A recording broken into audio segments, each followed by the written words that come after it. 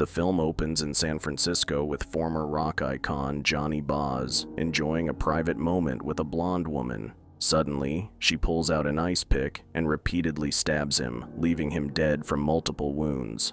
Detective Nick Curran and his partner Moran are dispatched to investigate Johnny Boz's death. Upon arriving, they confirm that Boz was killed with an ice pick. Though uncertain of the maid's involvement, Nick becomes increasingly suspicious of Boz's girlfriend, Catherine Tramell. The detectives head to Catherine's house, where they mistakenly question a woman they assume to be her. She reveals herself as Roxy, a friend of Catherine, and tells them where Catherine is. Despite Roxy's remark that they're wasting their time, the detectives leave without further comment. The detectives then track down Catherine's location. As they begin to introduce themselves, she interrupts, casually revealing that she already knows who they are. With a calm character, she inquires about how Johnny died. After a brief exchange, she tells them she only had a personal relationship with him and firmly instructs them to leave her alone.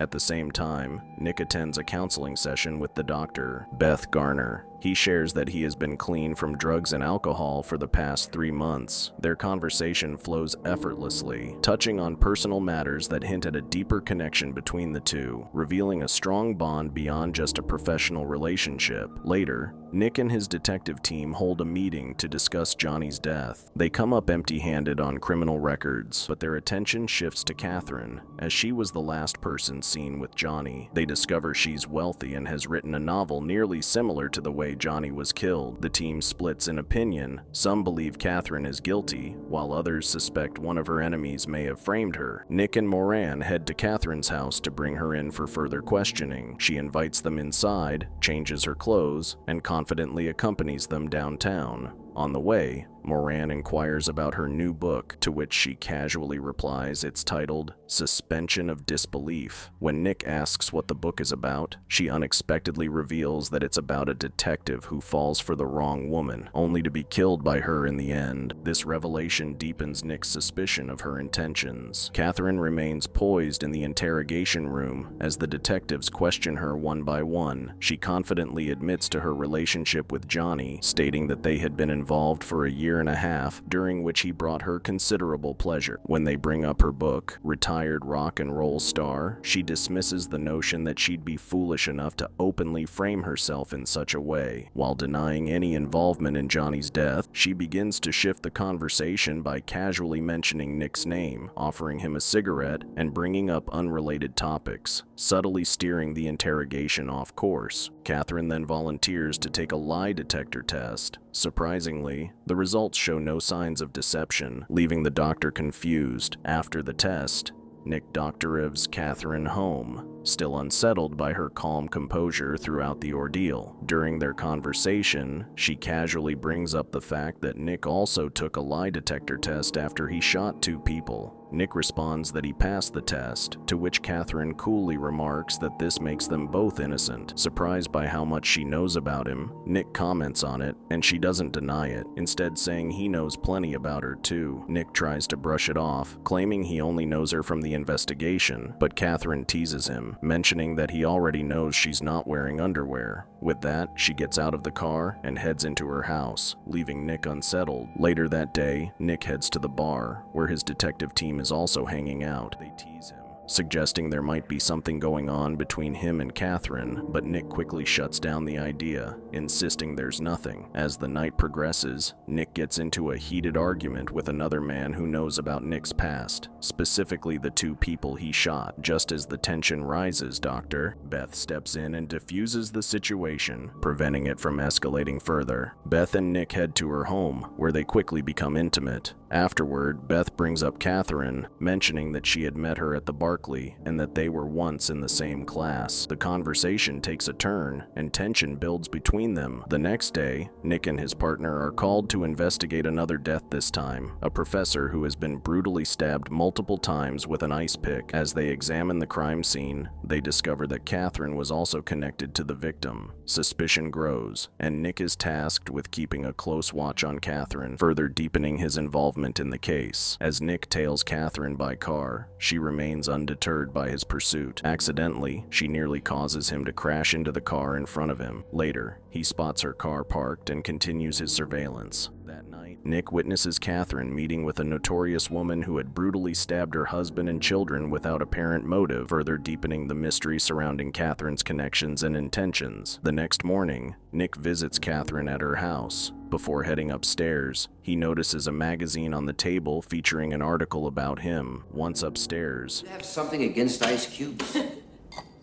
Catherine casually breaks some ice with an ice pick and hands him a whiskey. She moves closer, revealing intimate details about him, information that no one should know except for internal affairs. She leans in to kiss him, but despite his hesitation, Nick pulls back, refusing her advances. Just then, Catherine's girlfriend Roxy enters the room, interrupting the moment, and Nick takes the opportunity to leave. Furious, Nick storms into the doctor, Beth's office, demanding access to his file. She initially tries to hide the truth, but seeing his aggression, she reluctantly admits that 𝐀𝐿𝐮 is the one responsible. Without hesitation, Nick heads straight to 𝐁𝐿𝐮's office, grabs him, and starts to suffocate him, demanding to know how much he was paid to hand over Nick's file. Just as the confrontation escalates, the office staff intervenes, pulling them apart and de-escalating the situation. That evening, Beth shows up at Nick's house, but he's still furious, accusing her of being the one who handed over his file. He angrily tells her to leave, but Beth tries to explain herself. As she speaks, her demeanor shifts, becoming more erratic, which only escalates the tension. Nick, overwhelmed with anger, pushes her away. Eventually, Beth reveals that she gave the file to 𝐁𝐿𝐮, believing it would somehow help Nick. Though her reasoning doesn't ease his frustration, 𝐁𝐿𝐮 is discovered dead in his car, shot in the head at close range. Nick's detective team informs him that the fatal shot came from a .38 caliber revolver. Given Nick's recent heated argument with 𝐁𝐿𝐮, the team begins to suspect him of involvement in the death, putting him under a cloud of suspicion. During the investigation, Nick is questioned about his whereabouts at the time of 𝐁𝐿𝐮's death. As he attempts to explain, Beth unexpectedly steps in, stating that she saw Nick at his apartment and was with him for about 15 minutes. Her intervention helps reinforce Nick's alibi, casting doubt on the suspicions against him and persuading the detectives that he might not be 𝐁𝐿𝐮's killer. Afterward, Nick receives a tip from Andrews, a member of the investigation team, about a suspicious boat accident that may not have been an accident at all. This new information deepens his curiosity about Catherine. Nick begins playing along with Catherine's games, pretending to be closer to her in an effort to uncover the truth. During a visit to his apartment, their initially smooth conversation grows tense, and Nick bluntly asks her what she really wants from him. Instead of answering directly, Catherine changes the subject and hands him a book about a boy who kills his family and stages it to look like an accident. Without saying much more, she leaves, leaving Nick even more suspicious. Nick finds himself at a club, dancing closely with Catherine, which clearly irritates Roxy, who watches them with growing jealousy.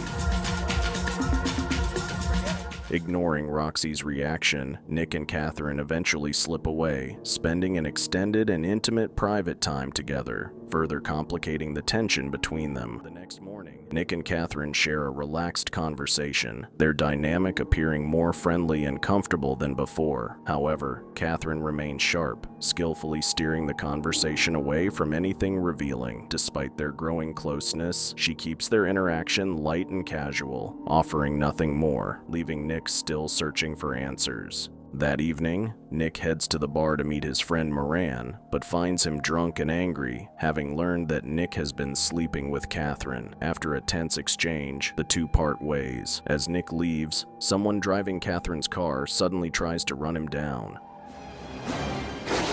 Fortunately, Nick narrowly escapes and manages to get into his own car, giving chase. The pursuit ends in a crash, and when Nick investigates, he discovers that Roxy was behind the wheel, attempting to kill him. The incident leads to further conflict between Nick and his lieutenant, who grows increasingly frustrated with Nick's reckless involvement in the case. Nick attends a meeting with Dr. Myron and Dr. McElwain for a consultation regarding Beth's psychiatric evaluation. However, Nick is dismissive and disrespectful toward both both doctors, abruptly leaving the meeting. Beth attempts to intervene. Nick responds coldly and harshly, treating her in a way that shocks her. This sudden change in attitude adds tension between them. Meanwhile, Nick visits Catherine and finds her in tears, mourning Roxy's death. She confesses that everyone she cares about seems to die, and blames herself for letting Roxy witness her intimate moment with Nick. However, her grief is short-lived, as she and Nick soon end up in bed together. Afterward, Catherine mentions a woman named Lisa, piquing Nick's curiosity and leading him to suspect this unknown Lisa might hold the key to the unfolding mystery. Nick, frustrated in his search for Lisa, visits Catherine, who is with a woman named Hazel. Though Catherine is friendly, Nick is angry, convinced she lied to him. As she tries to leave, he grabs her, demanding the truth. Catherine calmly corrects him, revealing that he misspelled the name and tells him it's Hoberman. Nick is stunned when he realizes that Lisa Hoberman is actually a doctor. Beth,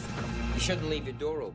leaving him completely shocked. Nick confronts Beth, asking her to tell him more about Catherine. Realizing that Catherine has already revealed everything about their past, Beth tries to explain herself. She insists that Catherine is manipulating him and explains that she changed her name after getting married, hence why she's now called Beth, and her husband was treated at a clinic in Salinas. Despite her efforts to convince Nick, he remains suspicious and doesn't trust her explanation. Without pressing further, he chooses to leave her alone, walking away without asking any more questions. Catherine tells Nick that Beth was obsessive, even filing a report against her with the Berkeley campus police. When Nick discovers that a professor who taught both women was dead with an ice pick, a case that inspired one of Catherine's early novels. Additionally, Nick learns Beth's husband died under suspicious circumstances 5 years ago, with rumors suggesting her lover's involvement. This deepens Nick's distrust of both women. Nick visits Catherine, only to find her distant. She tells him she's finished her book and no longer wants him, leaving Nick angry. Later, Nick meets Moran, who has arranged to meet Catherine's former college roommate in Oakland. Before they can get answers, Moran is stabbed to death with an ice pick, just like in Catherine's book. Beth unexpectedly arrives, claiming she was called to meet Moran. Suspicious, Nick believes Beth is the killer and shoots her, thinking she's reaching for a gun, but she is only reaching for her keychain. The movie ends with evidence suggesting Beth was responsible for the deaths, with her obsession over Catherine revealed through photos and clippings. Nick, confused and dejected, is unsure what to believe. Catherine visits him, expressing her fear of commitment due to past deaths. After they share an intimate moment, an ice pick is shown under the bed, hinting that Catherine was the killer all along. Did this story spook you out? Let us know in the comments below. For more horror movie recaps, subscribe to our channel and we will see you in the next one. Fear awaits you.